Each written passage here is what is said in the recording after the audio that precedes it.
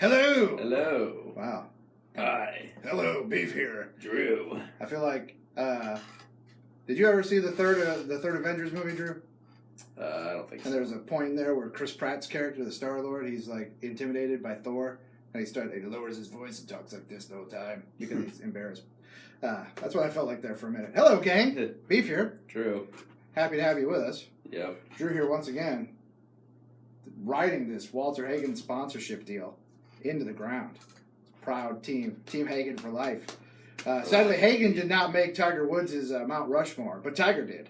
Mm-hmm. That was my favorite bit of video yesterday on the interwebs as Tiger getting ready for the Ryder Cup, the little promo video for the Ryder Cup, and he was asked who's on his golf Mount Rushmore, and he said it was Snead and maybe it was Hagen and Nicholas. Oh no, Bobby Jones. Mm. Snead, Bobby Jones, Nicholas, and me. He says. He said me. Me. Which is great, man. Classic Tiger. Now the question probably should have been phrased like, aside from you or along with you, and not put him in that position. But I like that cocky trash talking Tiger is back. He's back. And backwards hat wearing. Backwards hat, showing up for the Sunday at an event in a tank top. Yeah. Ready to roll. I'm happy to have that Tiger back. I don't care. I'm unabashedly pro Tiger and pro Ramsey for life. Yes. Long live the king. The king is back. And you shut your mouth, Taylor Lewan. Yeah. I'm not saying I'll fight you because you would kill me, but you shut up. But I will tell you that maybe the whole station would band together in an attempt to fight in a group. In a group. I think if you got everybody here at the station together in a large group to fight Taylor Lewan individually, we might take him. We'd have a shot. We'd at least have a shot. It's just who's going to be the first one. It's a stamina issue, really, more than anything. Yeah. Because he's a big, tough man. Yeah. And, we'll come at him in waves, but we're all relatively weak and small. So, in the end, he might still kill all of us. Really our secret weapon would be like the ladies of 1010XL, because hopefully Taylor would just be a gentleman and be afraid to hurt a woman. Sure. And that next thing you know, Lauren's choking right, him out. Lauren Bruce got an arm around the neck, and Lauren Brooks is working on the torso, and the rest of us are just hanging on his knees. Right. Donna Murphy comes back and slices Achilles with a broken bottle, and then we've got him. Then it's on. Yeah. And then the rest of us cowards, we jump on him. Once he's been weakened by the ladies. That's right. Then we jump on him. That's a strategy sesh you just sat in on for our inevitable street brawl. That's with right. Taylor Lewan, who once drank shotgun beer out of a fish at a National Predators game. So he, in fact, is trash. Just in case you ever wondered what rock bottom looked like for a professional athlete. It's drinking beer out of a fish. That's it. At a Predators game. That's it. That's rock bottom. Mm-hmm. Or playing for the Titans. Both. That's rock it. bottom. Yep. But hey, the Titans are in the rearview mirror, at least until we meet again. Right now it's all eyes on the Jets. Focused now on the New York Jets. Hopefully 2-7 will be back in the backfield along with TJ Yeldon. We need the full complement of the running game. And, I keep getting people on the text line and Twitter throwing out assorted ideas for acquiring Le'Veon Bell. We just need to stop. Why would we want Le'Veon Bell? And look, right, on the surface, because he's a great running back, and right now they're thin because of injury, I get it how in a panic you would think, oh yeah, let's do this. But what are you going to give up that would get you Le'Veon Bell? And what do you do? He wants a long-term fat deal. Right. Have fun losing all of your you're giving up an elite defensive player or two the second you do that. What's up, Kyle? News on injuries. We'll see. Doug Marrone meets the media today. He'll have more of an update. Although, Doug, the last 2 weeks, this is no knock on Doug, but he's been very optimistic about Leonard Fournette the last 2 weeks, and we see how that's gone. Leonard Fournette hasn't played. So we'll see. Fingers crossed. I think of the injured Jaguars, clearly Leonard Fournette's the most critical to get back there on the field. The running game really suffered without Fournette Sunday against Tennessee. I mean, if you watch the tape back, it's there were moments where a better runner would make more out of a play than Yeldon and Corey Grant. A banged up Yeldon at that. Yeah, banged up Let's Yeldon. Not forget that he was on the injury report all week with that ankle. So. But Corey Grant struggled on Sunday against the Titans, and we need Big Leonard. We need Big Leonard back in a big way. And and to a lesser degree, we need AJ Cann back because we're already down a guy. We're man down at left tackle. We don't need two starters. That's me was on the the surprise of Sunday. That kind of was like, whoa.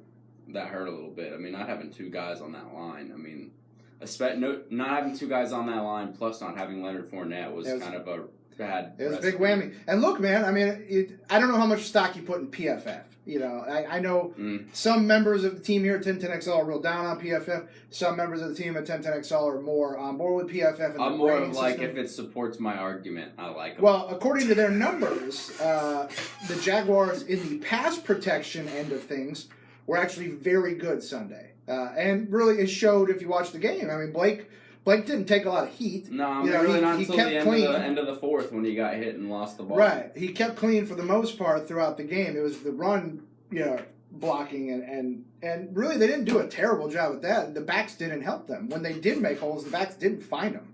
And it was a big problem. The run game was, Doug Marone said it best Monday. The offense failed everywhere. You can't point fingers at just one face that the offensive line screwed up, or the back screwed up, or the receivers screwed up, or Blake screwed up. They were all bad. Right. They were all bad. The offense was bad as a whole. The plan sucked. The line didn't do their job well enough. The back struggled. Blake was a hot mess. The receivers were dropping half everything that was thrown to him. It was a mess, and it needs to be a lot better on Sunday against the Jets, because the Jets, despite what they look like coming into the season, do not suck. The Jets are actually not that bad, and Sam Darnold is sort of, kind of lit a fire there in New York a little bit. I think they feel like they've got a little bit more of a chance than they did going into the season, and of course, everybody in the AFC East now is chasing the Dolphins, and they're just waiting for the Stinkfish to fall apart. So everybody sort of feels like they have a chance, except for Buffalo. But everybody else, the Patriots obviously, having lost 2 straight now, sort of opened the door a little bit in that division. Usually, you expect the Patriots to just run away with it, and right now it's not the case. I mean, there's a lot of season left, but the Dolphins at 3-0 in the driver's seat in the AFC East, which who would have thought 2 weeks into the season everyone in Florida would be undefeated, and 3 weeks into the season the last team standing undefeated would be the Dolphins. Certainly not me. No. It's a wild thing, but the Jags need this Jets game in a big way because, like we said, Drew, I mean, we got back-to-back road games. They're tough road games. We go to Kansas City, to Dallas. You come home for one before you head off to London with the Eagles. So it's like this is a critical game. This is a game you feel like you've got to have. You need absolutely. But we'll see. We're waiting to hear from Doug Marone. We want to hear what the injury update is. We're cautiously optimistic that Fournette's going to play, but I think if you'd asked anyone in the building on Wednesday last week if Fournette was going to play against the Titans, no doubt. Yeah. We felt like no doubt, and it didn't happen. So we, hamstrings are tricky, and if it's we don't know quite how they've been kind of coy about exactly how significant that injury is, and if it's as substantial. I mean, I'll be honest, man. You could tweak it. You could tweak just a little tweak, and you could sit out a couple of weeks because it's the way that it heals, and especially. My worry kind of is there was obviously the reports that he was testing it pretty heavily before the Patriots game, and he just couldn't go. Well, did you re-aggravate it kind of doing that? Did you then re-aggravate it the following week trying to practice for the Titans? I mean, these are things, it's not like he just sat on his ass the last 2 weeks. Well, no, and there's a big difference between practicing and even practicing hard and pushing it hard, and then real game action where you get yourself in a situation where you're being pulled down and you're trying to fight your way out of it and you're trying to drive off that hamstring. That's a whole nother ball game. And if that thing's not ready to go, man, that thing you could set yourself back big time. So I think they're being a little cautious with Leonard right now because they know if this team's going to really contend, then they're going to need him in December and January a lot more than they need him in September. I'm not saying these games don't matter just as much on the standings because they do. But this is still a very gettable division, and if you run Leonard out, not 100% against the Titans, and re-injures himself, and he's out for a substantial period of time, then really how valuable was it? They're playing the long game here, and they're still in it to win it in this division. They're still, amongst the leaders, so it's still anybody's division right now, and the Jags should be fine. Really, even more so than we thought because. What we thought might have been a 3-horse race in the AFC South is looking more and more like a 2-horse race because the Titans certainly look like a contender in the division, but the Texans really do not. Their offensive line is bad. Deshaun Watson, like you said, last time Drew has really regressed, and it feels like, and the Colts, I've got no confidence in Indianapolis. Their roster is garbage, and I'm sure you noticed this Sunday, Drew. Did you notice the Colts when they got themselves in a Hail Mary type situation? Pulled Andrew Luck. Had to go to the bullpen and get Jacoby Brissett up, to throw the Hail Mary. You know, we've been Frank Reich and the team up there has been beating the drum about how good Andrew Luck's shoulder is, but that tells you a little bit more than Jacoby Brissett just has a really strong arm. You just put it I'm just telling that. Yes. That says all that needs to be said about really just his shoulder. It's good enough for him to play, but if you watch him, it's not. I'll tell you right now, it's not the old Andrew Luck. He's still a good player. I still think he'll be a good player. I don't think he'll ever return to the form that he was pre that injury. I mean, he's still. I think he struggles the ball, pushing the ball down the field now. I really do think that's going to be a problem for him. And maybe, over time it'll come back for him. But right now, I just don't. It's not there. Well, look, there's a lot of guys who were less talented than Andrew Luck. And they were okay. Long, sturdy careers with not the strongest arms. He'll be a good player for the rest of his career. I mean, look at Chad Pennington and Matt Hasselbeck and dudes that make careers. He's just not the transcendent talent that he was. He's not. He's not. If that shoulder's not 100%, doesn't mean he can't be a very capable NFL quarterback and a very good one. It's just he can't be a downfield passer. If you've got to go to the bullpen and get Jacoby Brissett up for a Hail Mary, then Luck doesn't have the arm that he used to have. And that's just the reality of it. But it doesn't mean he can't be very good. No, Matthew, we still don't have a prediction. Again, if we don't know who's playing, it's hard to predict a score. Worst case, we'll give you a prediction Friday. Worst case is I'll give you a score prediction Sunday afternoon at 4:30. And I feel like at that point I'd be ready to give a real accurate prediction on the score. That's fair. I think our secondary will give Mahomes all he can handle. Let's not look ahead to Pat Mahomes, Kyle. Let's worry about giving Sam Darnold all he can handle first. And then we'll worry about Patrick Mahomes, who has certainly been setting the league on fire 3 weeks in, has just a boatload of touchdowns. A wall is coming for Mahomes. There's no doubt about it. I just don't know how, I don't know how and when and just how big the drop-off will be. Exactly. Because he looks like the real deal. But this is his first year of action. Like you said, eventually guys get enough tape and they start figuring your ass out. It happens to everyone. Andy Reid does this. There's a lot. I mean, if I had $1 for every time the Chiefs started out red hot, we're about 5-0, 6-0, and then hit a wall because people start seeing what he's doing. That's Andy Reid's offense. I mean, they're very tough to figure out, but once you get them, they kind of. Andy Reid has a whole dumpster full of khakis that he's had to throw away because he peed down his leg in January. Yeah, that's true. So let's not get ahead of ourselves with the Chiefs. They look real, real good, man. They do look good. But I've read this book before. The book where the Kansas City Chiefs start out real hot and look like they're the best damn team in the world, and it never ends with them showered in confetti. It ends with them showered in sadness and tears. So until they prove differently, I'm not going to ride the Chiefs any further than the division round until they prove they can't. That's fair. I think we get a 3-4 sack game against the Jets.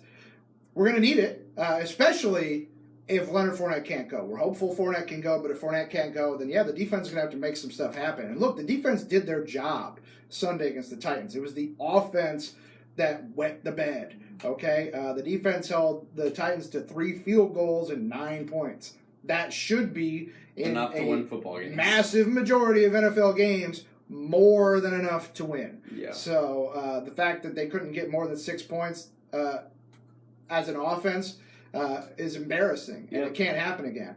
But if that's the offense that's going to show up against the Jets, then they're going to need defensive, not only to get 3-4 sacks, because they're going to need a defensive score. They're going to have it if that's what's going to show up. But hopefully that's not what shows up. Hopefully, I don't even need New England Blake to show up. I was talking with a buddy of mine about, the Blakes. There's a lot of Blakes. New England Blake is New England Blake is the best you're going to get. I still think that New England Blake can happen every once in a while. He just needs an immense amount of help, and the game plan has to be really, really good, and everything just has to, there's just this perfect set of scenarios where you get New England Blake. Right. New England Blake is an anomaly. Titans Blake is not that good. Titans Blake is an anomaly. I think he's somewhere. Giants Blake can happen. Yeah. I think Blake is going to be a guy who you look at his stats, he threw for, low 200 yards. Now look, I'll give him that. He didn't turn the ball over. Yeah. Look, he's always going to be a 200-yard, 220-yard passer, maybe a touchdown or two, and maybe a pick. That's Blake. I mean, that's what he is. That's him, man. But he'll help you on the ground, and he'll keep drives moving. But when everything else is clicking, that's enough. Giants Blake is enough. But it helps because, again, don't forget, Giants Blake got a defensive score. Yeah. And you can't count on defensive scores. If you're counting on defensive scores, that's not a winning formula.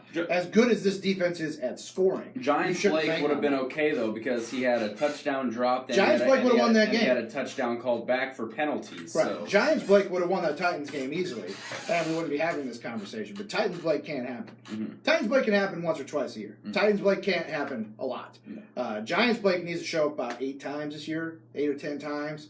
And Patriots Blake, maybe one more Patriots Blake. How about Sunday night against Pittsburgh? Can we get Patriots Blake Sunday night against Pittsburgh? Cool. That'd be good.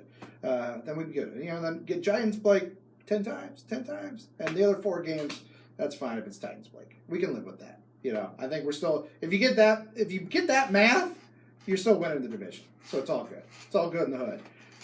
Here on After Joe. I think on that note, Drew, we should bid everybody a fond farewell. Mm-hmm. I appreciate you coming out yesterday. Drew was with us for after Beat the Brains on CW17. After Brains Drill. We were taping some after drill. We taped some Beat the Brains episodes over at Best Bet, and Drew was kind enough to join us on the panel as one of the brains yesterday.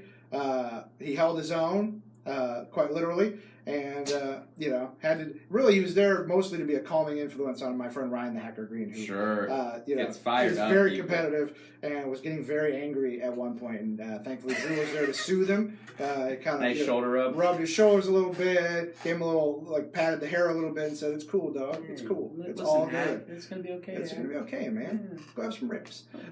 Some on that note, we'll bid you a bound farewell, and we will see you tomorrow, Googans. We love you. Bye, Drew.